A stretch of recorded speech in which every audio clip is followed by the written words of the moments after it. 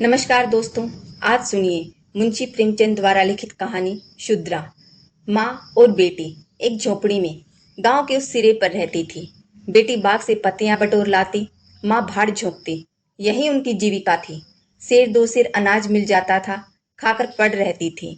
माता विधवा थी, बेटी कंवारी। घर में और कोई आदमी न था। माँ का नाम गंगा था, बेटी का गौरा। गंगा को कई साल से यह चिंता लगी हुई थी कि कहीं गौरा की सगाई हो जाए, लेकिन कहीं बात पक्की न होती थी। अपने पति के मर जाने के बाद गंगा ने कोई दूसरा घर न किया था, न कोई दूसरा धंधा ही करती थी। इसे लोगों को संदेह हो गया था कि आखिर इसका गुजर कैसे होता है। और लोग तो छाती फाड़ फाड़ कर काम करते हैं, फिर भी पेट भर अन्न मयसर नहीं होता। यह स्त्री कोई धंधा नहीं करती, फिर भी माँ बेटी आराम से रहती हैं। किसी के सामने हाथ भी नहीं फैलाती। इसमें कुछ न कुछ रहस्य अवश्य है। धीरे धीरे यह संदेह और भी दृढ़ हो गया और अब तक जीवित था। बिरादरी में कोई गौरा से सगाई करने पर राजी न होता था। शूद्रों की बिरादरी बहुत छोटी होती है, 10-5 कोस से अधिक उसका क्षेत्र नहीं होता। इसलिए एक दूसरे के गुण दोष किसी से छिपे नहीं रहते, उन पर पर्दा ही डाला जा सकता है।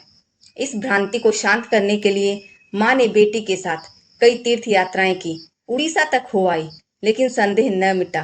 गौरा युवती थी, सुंदरी थी, पर उसे किसी ने कुएं पर या खेतों में हंसते बोलते नहीं देखा।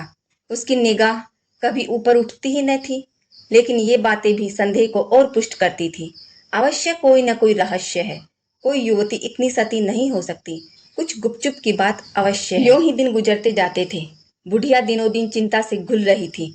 उधर सुंदरी की मुख छवि दिनों दिन निहरती जाती थी, कली खिलकर फूल हो रही थी। एक दिन एक परदेसी गांव से होकर निकला, 10-12 कोस से आ रहा था। नौकरी की खोज में कलकत्ता जा रहा था। रात हो गई। किसी कहार का घर पूछता हुआ गंगा के घर आया। गंगा ने उसका खूब आदर सत्कार किया, उसके लिए गेहूं का आटा लाई, घर से बर्तन निकाल कर दिए। कहार ने पकाया, खाया, लेटा, बातें होने लगी। सगाई की चर्चा छिड़ गई। कहार जवान था। गोरा पर निगाह पड़ी, उसका रंग ढंग देखा, उसकी सजल छवि आंखों में खूब गई। सगाई करने पर राजी हो गया। लौटकर घर चला गया। 2-4 गहने अपनी बहन के यहाँ से लाया। गांव के बजाज ने कपड़े उधार दे दिए। 2-4 भाई बंदों के साथ सगाई करने आ पहुंचा। सगाई हो गई, यहीं रहने लगा। गंगा बेटी और दामाद को आंखों से दूर न कर सकती थी, परंतु 10 ही 5 दिनों में मंगरू के कानों में इधर उधर की बातें पड़ने लगी। सिर्फ बिरादरी ही के नहीं, अन्य जाति वाले भी उसके कान भरने लगे। ये बातें सुन सुनकर मंगरू पछताता था कि नाहक यहाँ फंसा, पर गौरा को छोड़ने का ख्याल कर उसका दिल कांप उठता था। 1 महीने के बाद मंगरू अपनी बहन के गहने लौटाने गया। खाने के समय उसका बहनोई उसके साथ भोजन करने न बैठा। मंगरू को कुछ संदेह हुआ। बहनोई से बोला, तुम क्यों नहीं आते? बहनोई ने कहा, तुम खा लो, मैं फिर खा लूंगा। मंगरू, बात क्या है? तुम खाने क्यों नहीं उठते? बहनोई, जब तक पंचायत न होगी मैं तुम्हारे साथ कैसे खा सकता हूँ? तुम्हारे लिए बिरादरी भी नहीं छोड़ दूंगा। किसी से पूछा न गाछा, जाकर एक हरजाई से सगाई कर ले। मंगरू चौके पर उठाया, मिर्जई पहनी और ससुराल चला आया। बहन खड़ी रोती रह गई। उसी रात को वह किसी से कुछ कहे सुने बगैर गौरा को छोड़कर कहीं चला गया। गौरा नींद में मग्न थी। उसे क्या खबर थी कि वह रत्न जो मैंने इतनी तपस्या के बाद पाया है, मुझे सदा के लिए छोड़े जा रहा है। कई साल बीत गए, मंगरू का कुछ पता नहीं चला। कोई पत्र तक न आया, पर गोरा बहुत प्रसन्न थी। वह मांग में सिंदूर डालती, रंग बिरंगे कपड़े पहनती, अधरों पर मिस्सी की धड़े जमाती। मंगरू भजनों की एक पुरानी किताब छोड़ गया था, उसे कभी कभी पढ़ती और गाती। मंगरू ने उसे हिंदी सिखा दी थी। टटोल टटोल कर भजन पढ़ लेती थी। पहले वह अकेली बैठी रहती। गांव की और स्त्रियों के साथ बोलते चालते उसे शर्म आती। उसके पास वह वस्तु न थी जिस पर दूसरी स्त्रियां गर्व करती थी। सभी अपने अपने पति की चर्चा करती। गौरा के पति कहाँ था?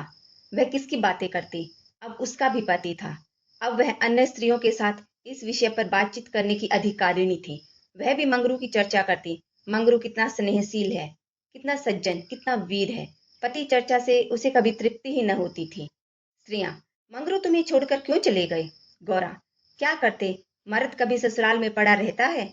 देश परदेश में निकलकर 4 पैसे कमाना ही तो मर्दों का काम है, नहीं तो मान मर्यादा का निर्वाह कैसे हो? जब कोई पूछता चिट्ठी पत्री क्यों नहीं भेजते तो हंसकर कहती अपना पता ठिकाना बताने में डरते हैं, जानते हैं न गौरा आकर सिर पर सवार हो जाएगी। सच कहती हूँ, उनका पता ठिकाना मालूम हो जाए तो यहाँ मुझसे एक दिन भी न रह जाए। वह बहुत अच्छा करते हैं कि मेरे पास चिट्ठी पत्री नहीं भेजते। बेचारे परदेश में कहाँ घर गृहस्थी संभालते फिरेंगे। एक दिन किसी सहेली ने कहा, हमने मानेंगे, तुझसे जरूर मंगरू से झगड़ा हो गया है, नहीं तो बिना कुछ कहे सुने क्यों चले जाते। गौरा ने हंसकर कहा, बहन, अपने देवता से भी कोई झगड़ा करता है? वह मेरे मालिक हैं, भला मैं उनसे झगड़ा करूंगी? जिस दिन झगड़े की नौबत आएगी कहीं डूब मरूंगी। मुझसे कहकर जाने पाते, मैं उनके पैरों से लिपट न जाती। एक दिन कलकत्ता से एक आदमी आकर गंगा के घर ठहरा। पास ही के किसी गांव में अपना घर बताया। कलकत्ता में वह मंगरू के पड़ोस में ही रहता था। मंगरू ने उससे गोरा को अपने साथ लाने को कहा था। 2 साड़ियां और राह खर्च के लिए रुपए भी भेजे थे। गौरा फूली न समाई, बूढ़े ब्राह्मण के साथ चलने को तैयार हो गई। चलते वक्त वह गांव की सब औरतों से गली मिली। गंगा उसे स्टेशन तक पहुंचाने गई। सब कहते थे बेचारी लड़की के भाग जग गए, नहीं तो यहाँ कूद कूद कर मर जाती। रास्ते भर गौरा सोचती, न जाने वह कैसे हो गए होंगे। अब तो मूछें अच्छी तरह निकल आई होंगी। परदेश में आदमी सुख से रहता है, देह भर आई होगी, बाबू साहब हो गए होंगे। मैं पहले 2-3 दिन उनसे बोलूंगी नहीं, फिर पूछूंगी तुम मुझे छोड़कर क्यों चले गए। अगर किसी ने मेरे बारे में कुछ बुरा भला कहा ही था तो तुमने उसका विश्वास क्यों कर लिया? तुम अपनी आंखों से न देखकर दूसरों के कहने पर क्यों गए? मैं भली हूं या बुरी हूं तो तुम्हारी। तुमने मुझे इतने दिनों रुलाया क्यों? तुम्हारे बारे में अगर इसी तरह कोई मुझसे कहता तो क्या मैं तुमको छोड़ देती? जब तुमने मेरी बाह पकड़ ली तो तुम मेरे हो गए। फिर तुम में लाख ऐब हूं मेरी बला से, चाहे तुम तुर्क ही क्यों न हो जाओ, मैं तुम्हें छोड़ नहीं सकती। तुम क्यों मुझे छोड़कर भागे? क्या समझते थे भागना सहज है? आखिर झक मार कर बुलाया कि नहीं? कैसे न बुलाते। मैंने तो तुम्हारे ऊपर दया की कि चली आई, नहीं तो कह देती कि मैं ऐसे निर्दयी के पास नहीं जाती। तो तुम आप दौड़े आते। तब करने से देवता भी मिल जाते हैं, आकर सामने खड़े हो जाते हैं। तुम कैसे न आते? वह बार बार उद्विग्न हो होकर बूढ़े ब्राह्मण से पूछती, अब कितनी दूर है? धरती की छोर पर रहते हैं क्या? और भी कितनी ही बातें वह पूछना चाहती थी, लेकिन संकोचवश न पूछ सकती थी। मन ही मन अनुमान करके अपने को संतुष्ट कर लेती थी। उनका मकान बड़ा सा होगा। शहर में लोग पक्के घरों में रहते हैं। जब उनका साहब इतना मानता है तो नौकर भी होगा। मैं नौकर को भगा दूंगी। मैं दिन भर पड़े पड़े किया क्या करूंगी? बीच बीच में उसे अपने घर की भी याद आती थी। बेचारी अम्मा रोती होंगी। अब उन्हें घर का सारा काम आप ही करना पड़ेगा। न जाने बकरियों को चराने ले जाती हैं या नहीं। बेचारी दिन भर मी मी करती होंगी। मैं अपनी बकरियों के लिए महीने महीने रुपए भेजूंगी। जब कलकत्ता से लौटूंगी तब सबके लिए साड़ियां लाऊंगी। तब मैं उस तरह थोड़ी लौटूंगी। मेरे साथ बहुत सा असबाब होगा। सबके लिए कोई ना कोई सौगात लाऊंगी। तब तक तो बहुत सी बकरियां हो जाएंगी। यही सुख स्वप्न देखते देखते गौरा ने सारा रास्ता काट दिया। पगली क्या जानती थी कि मेरे मन कुछ और कर्ता के मन कुछ और। क्या जानती थी कि बूढ़े ब्राह्मणों के भेष में पिशाच होते हैं। मन की मिठाई खाने में मग्न थी। तीसरे दिन गाड़ी कलकत्ता पहुंची। गौरा की छाती धड़ धड़ करने लगी। वह यहीं कहीं खड़े होंगे, अब आते ही होंगे। यह सोचकर उसने घूंघट निकाल लिया और संभल बैठी। मंगरू मंगरू वहां न दिखाई दिया। बूढ़ा ब्राह्मण बोला, मंगरू तो यहाँ नहीं दिखाई देता। मैं चारों ओर छान आया, शायद किसी काम में लग गया होगा। आने की छुट्टी न मिली होगी। मालूम भी तो न था कि हम लोग किसी गाड़ी से आ रहे हैं। उनकी राह क्यों देखें, चलो डेरे पर चलते हैं। दोनों गाड़ी पर बैठकर चले। गौरा कभी तांगे पर सवार न हुई थी। उसे गर्व हो रहा था कि कितने ही बाबू लोग पैदल जा रहे हैं, मैं तांगे पर बैठी हूँ। एक क्षण में गाड़ी मंगरू के डेरे पर पहुंच गई। एक विशाल भवन था, साफ सुथरा। साइबान में फूलों के गमले रखे हुए थे। ऊपर चढ़ने लगी, विस्मय, आनंद और आशा से। उसे अपनी सुधि ही न थी। सीढ़ियों पर चढ़ते चढ़ते पैर दुखने लगे। यह सारा महल उनका है? किराया बहुत देना पड़ता होगा। रुपयों को तो वह कुछ समझते ही नहीं। उसका हृदय धड़क रहा था कि कहीं मंगरू ऊपर से उतरते आ न रहे हों। सीढ़ी पर भेंट हो गई तो मैं क्या करूंगी? भगवान करे वह पड़े सोते रहे हों, तब मैं जगाऊं और वह मुझे देखते ही हड़बड़ाकर उठ बैठे। आखिर सीढ़ियों का अंत हुआ। ऊपर एक कमरे में गौरा को ले जाकर ब्राह्मण देवता ने बैठा दिया। यही मंगरू का डेरा था। मगर मंगरू यहाँ भी नदारद। कोठरी में केवल एक खाट पड़ी हुई थी। एक किनारे 2-4 बर्तन रखे हुए थे। यही उनकी कोठरी है। तो मकान किसी दूसरे का है, उन्होंने यह कोठरी किराए पर ली होगी। मालूम होता है रात को बाजार में पूरियां खाकर सो रहे होंगे। यही उनके सोने की खाट है। एक किनारे घड़ा रखा हुआ था। गोरा को मारे प्यास के तालू सूख रहा था। खड़े से पानी उड़ेल कर पिया। एक किनारे पर एक झाड़ू रखा था। गोरा रास्ते की थकी थी, पर प्रेमोल्लास में थकान कहाँ। उसने कोठरी में झाड़ू लगाया, बर्तनों को धो धोकर एक जगह रखा। कोठरी की एक एक वस्तु, यहाँ तक कि उसकी फारिश और दीवारों में भी उसे आत्मीयता की झलक दिखाई देती थी। उस घर में भी जहाँ उसने अपने जीवन के 24 वर्ष काटे थे, उसे अधिकार का ऐसा गौरव युक्त आनंद न प्राप्त हुआ था। मगर उस कोठरी में बैठे बैठे उसे संध्या हो गई और मंगरू का कहीं पता नहीं। अब छुट्टी मिली होगी, सांझ को सब जगह छुट्टी होती है। अब वह आ रहे होंगे, मगर बूढ़े बाबा ने उनसे कह तो दिया ही होगा। वह क्या अपने साहब से थोड़ी देर की छुट्टी न ले सकते थे? कोई बात होगी, तभी तो नहीं आए। अंधेरा हो गया। कोठरी में दीपक न था। गोरा द्वार पर खड़ी पति की बाट देख रही थी। जाने पर बहुत से आदमियों के चढ़ने उतरने की आहट मिलती थी। बार बार गोरा को मालूम होता था कि वह आ रहे हैं, पर इधर कोई नहीं आता था।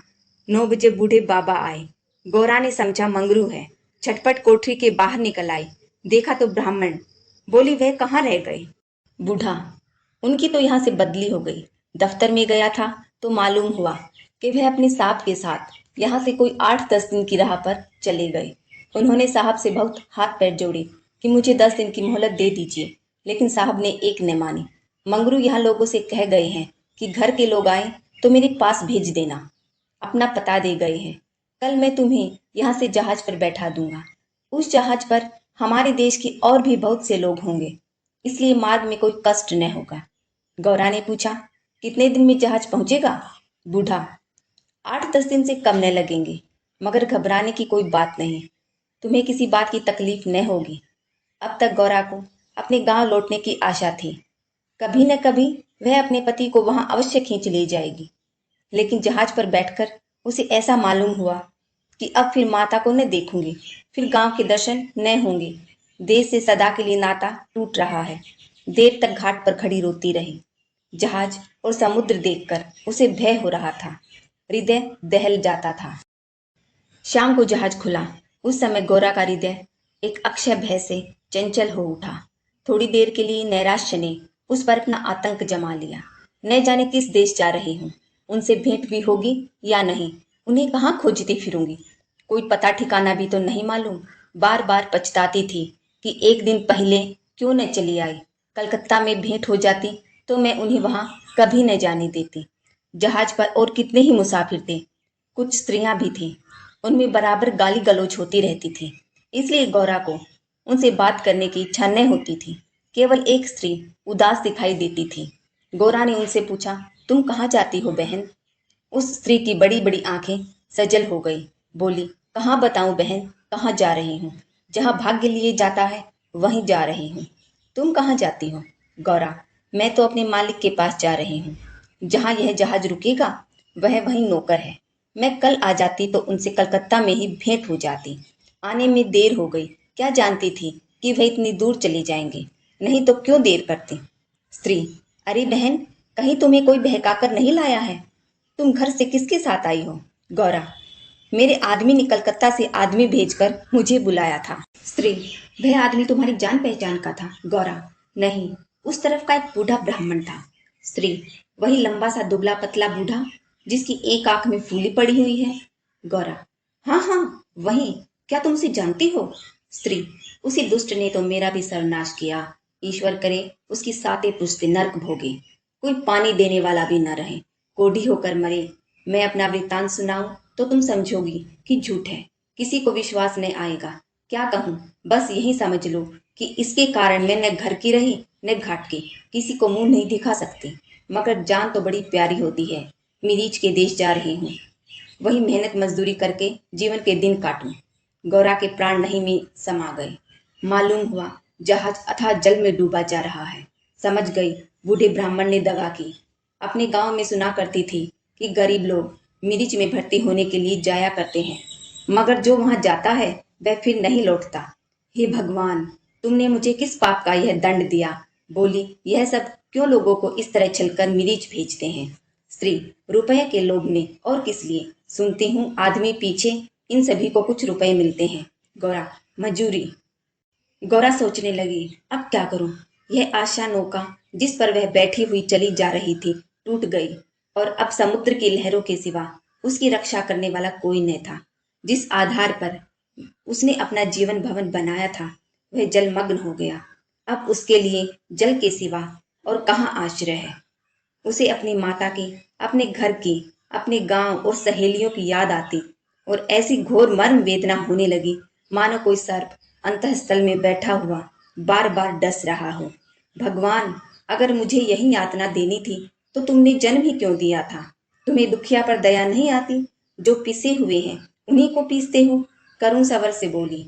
तो अब क्या करना होगा बहन स्त्री? यह तो वहां पहुंचकर मालूम होगा। अगर मजूरी ही करनी पड़ी तो कोई बात नहीं, लेकिन अगर किसी ने कुदृष्टि से देखा तो मैंने निश्चय कर लिया है कि या तो उसी के प्राण ले लूंगी या अपने प्राण दे दूंगी। यह कहते कहते उसे अपना वृत्तांत सुनाने की वह उत्कट इच्छा हुई जो दुखियों को हुआ करती है। बोली, मैं बड़े घर की बेटी और उससे भी बड़े घर की बहू हूँ, पर अभागिनी। विवाह के तीसरे ही साल पतिदेव का देहांत हो गया। चित्त की कुछ ऐसी दशा हो गई कि नित्य मालूम होता कि वह मुझे बुला रहे हैं। पहले तो आंख झपकते ही उनकी मूर्ति सामने आ जाती थी, लेकिन फिर तो यह दशा हो गई कि जागृत दशा में भी रह रहकर उनके दर्शन होने लगे। बस यही जान पड़ता था कि वह साक्षात खड़े बुला रहे हैं। किसी से शर्म के मारे कहती न थी, पर मन में यह शंका होती थी कि जब उनका देहावसान हो गया है तो वह मुझे दिखाई कैसे देते हैं। मैं इसे भ्रांति समझकर चित्त को शांत न कर सकती। मन कहता था, जो वस्तु प्रत्यक्ष दिखाई देती है वह मिल क्यों नहीं सकती? केवल वह ज्ञान चाहिए। साधु महात्माओं को सिवा ज्ञान और कौन दे सकता था? मेरा तो अब भी विश्वास है कि अभी ऐसी क्रियाएं हैं जिनसे हम मरे हुए प्राणियों से बातचीत कर सकते हैं, उनको स्थूल रूप में देख सकते हैं। महात्माओं की खोज में रहने लगी। मेरे यहाँ अक्सर साधु संत आते थे। उनसे एकांत में इस विषय में बातें किया करती थी, पर वे लोग सदुपदेश देकर मुझे टाल देते थे। मुझे सदुपदेशों की जरूरत न थी। मैं वैधव्य धर्म खूब जानती थी। मैं तो वह ज्ञान चाहती थी जो जीवन और मरण के बीच का पर्दा उठा दे। 3 साल तक मैं इसी खेल में लगी रही। 2 महीने होते हैं वही बूढ़ा ब्राह्मण सन्यासी बना मेरे यहाँ जा पहुंचा। मैंने इससे वही भिक्षा मांगी।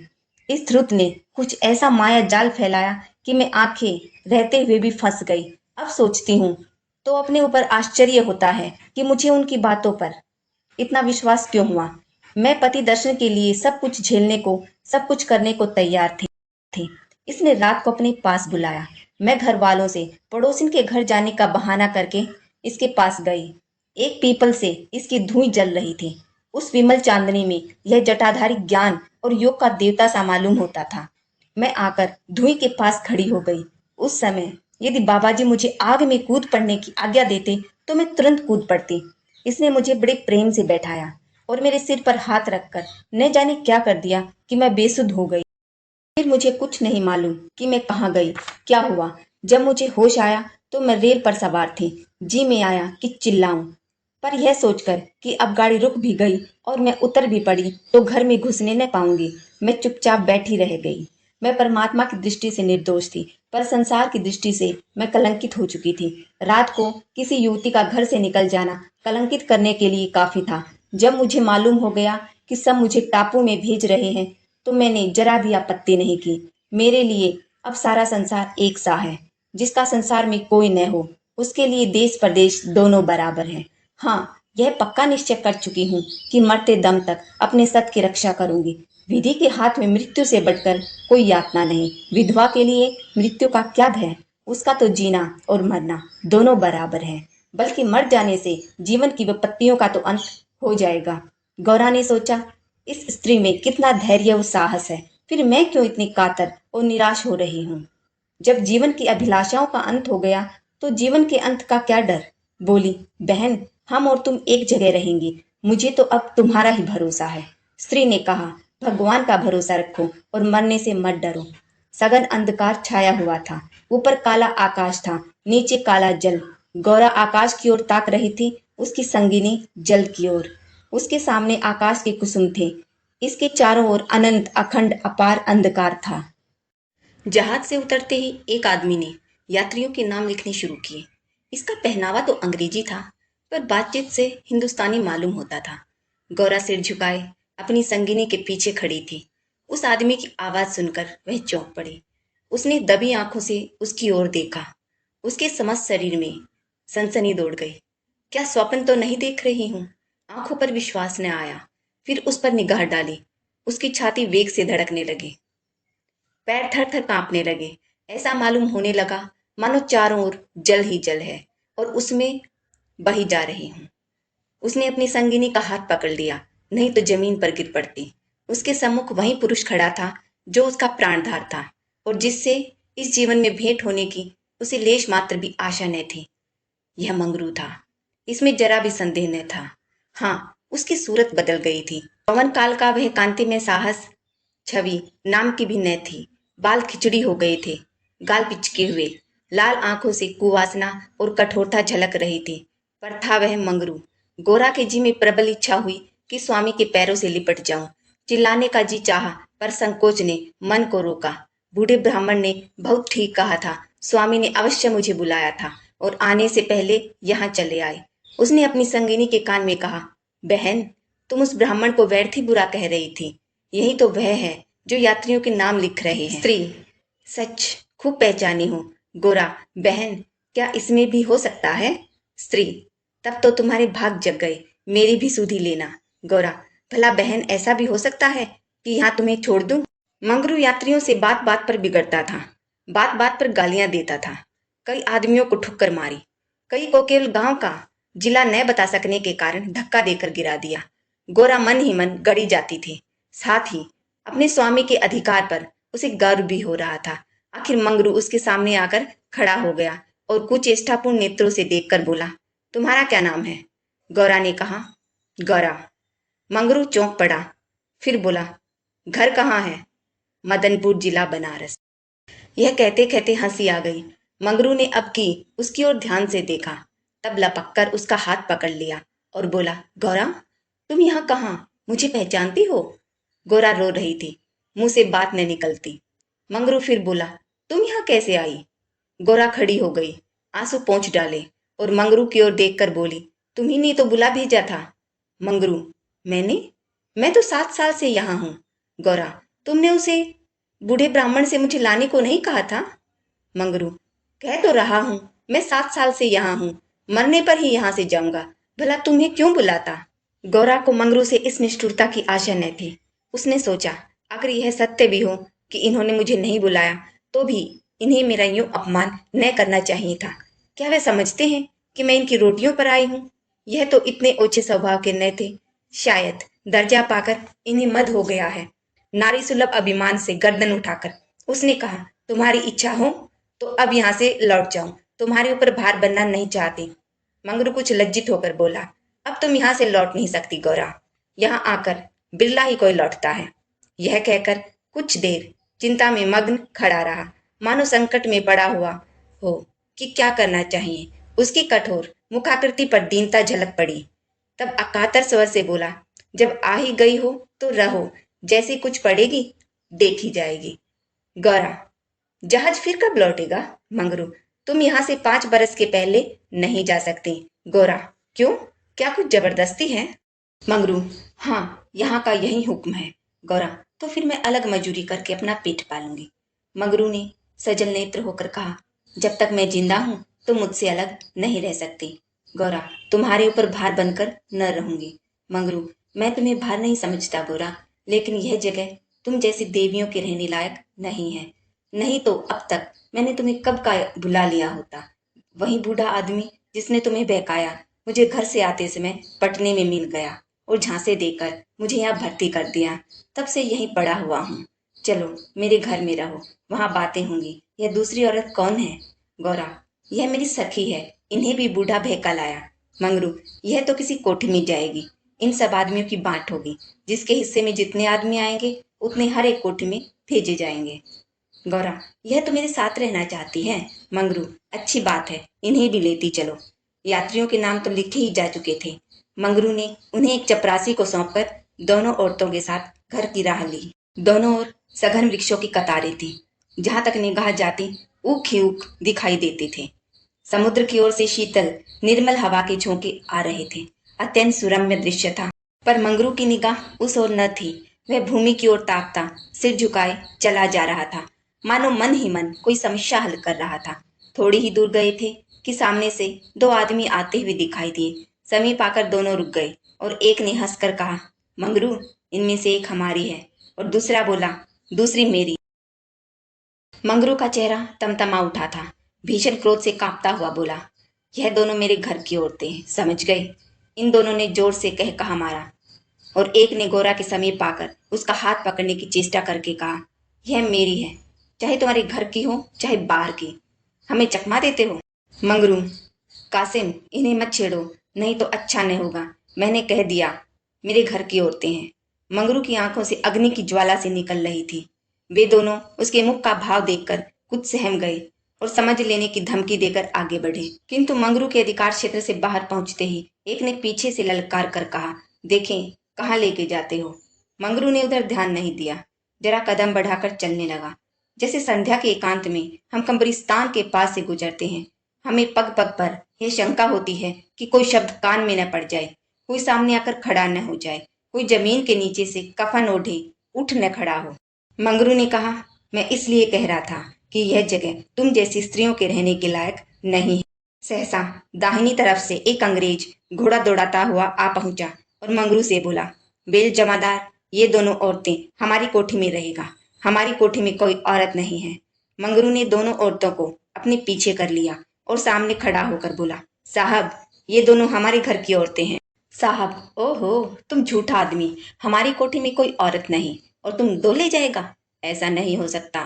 गौरा की ओर इशारा किया, इसको हमारी कोठी पर पहुंचा दो। मंगरू ने सिर से पैर तक कांपते हुए कहा, ऐसा नहीं हो सकता। मगर साहब आगे बढ़ गया था। उसके कान में बात न पहुंची। उसने हुक्म दे दिया था और उसकी तामील करना जमादार का काम था।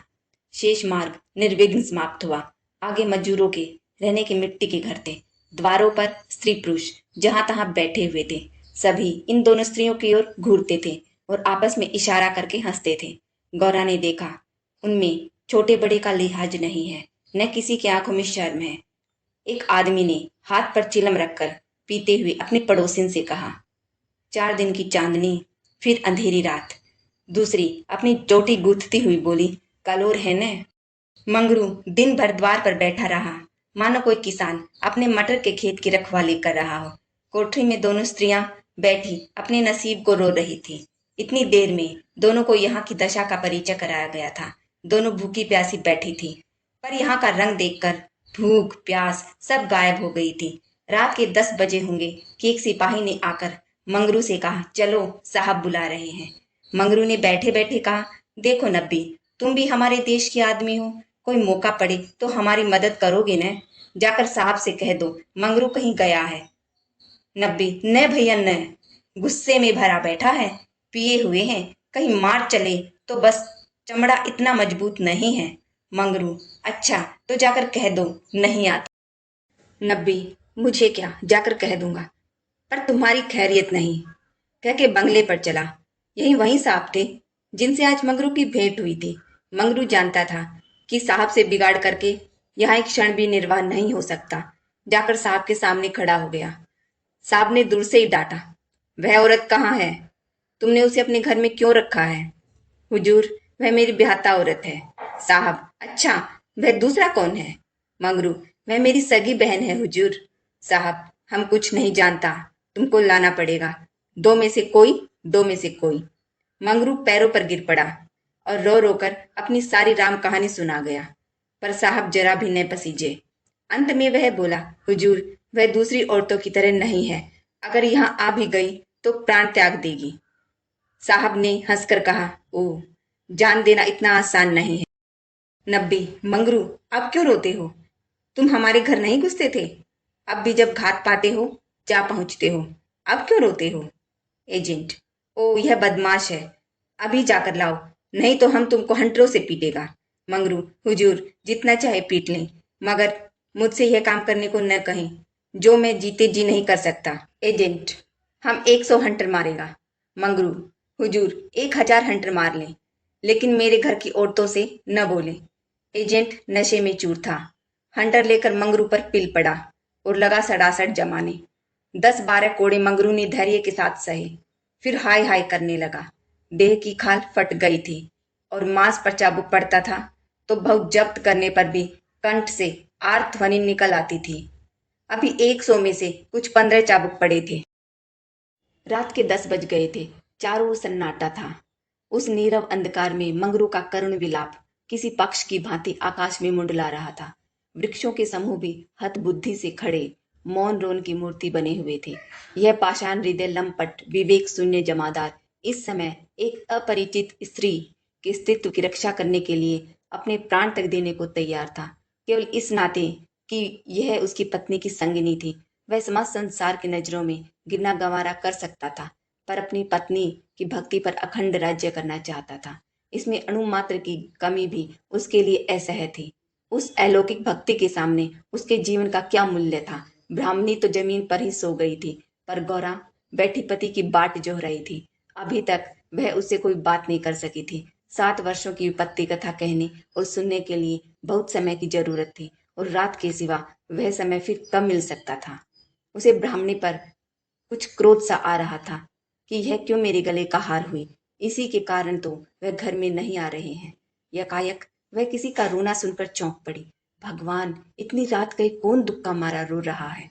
अवश्य कोई कहीं मर गया। वह उठकर द्वार पर आई और यह अनुमान करके कि मंगरू यहाँ बैठा हुआ है, बोली, वह कौन रो रहा है, जरा देखो तो। लेकिन जब कोई जवाब न मिला तो वह स्वयं कान लगाकर सुनने लगी। सहसा उसका कलेजा धक से हो गया। तो यह उन्हीं की आवाज है। अब आवाज साफ सुनाई दे रही थी। मंगरू की आवाज थी। वह द्वार के बाहर निकल आई। उसके सामने एक गोली के अम्पे पर एजेंट का बंगला था। उसी तरफ से आवाज आ रही थी। कोई उन्हें मार रहा है। आदमी मार पड़ने पर ही इस तरह रोता है। मालूम होता है वही साहब उन्हें मार रहा है। वह वहां खड़ी न रह सकी, पूरी शक्ति से उस बंगले की ओर दौड़ी। रास्ता साफ था। एक क्षण में वह फाटक पर पहुंच गई। फाटक बंद था। उसने जोर से फाटक पर धक्का दिया, लेकिन वह फाटक न खुला और कई बार जोर जोर से पुकारने पर भी कोई बाहर न निकला। तो वह फाटक के जंगलों पर पैर रखकर भीतर कूद पड़ी और उस पार जाते ही उसने एक रोमांचकारी दृश्य देखा। मंगरू नंगे बदन बरामदे में खड़ा था और एक अंग्रेज उसे हंटरों से मार रहा था। गोरा की आंखों के सामने अंधेरा छा गया। वह एक छलांग में साहब के सामने जाकर खड़ी हो गई और मंगरू को अपने अक्षय प्रेम सबल हाथों से ढांप कर बोली, सरकार दया करो, इनके बदले मुझे जितना मार लो, पर इनको छोड़ दो। एजेंट ने हाथ रोक लिया और उन्मत्त की भांति गोरा की ओर कदम आकर बोला, हम इसको छोड़ दें तो तुम मेरे पास रहेगा। मंगरू के नथने फड़कने लगे। यह पामर नीच अंग्रेज मेरी पत्नी से इस तरह की बातें कर रहा है। अब तक वह जिस अमूल्य रत्न की रक्षा के लिए इतनी यातनाएं सह रहा था, वही वस्तु साहब के हाथ में चली जा रही है। यह असह्य था।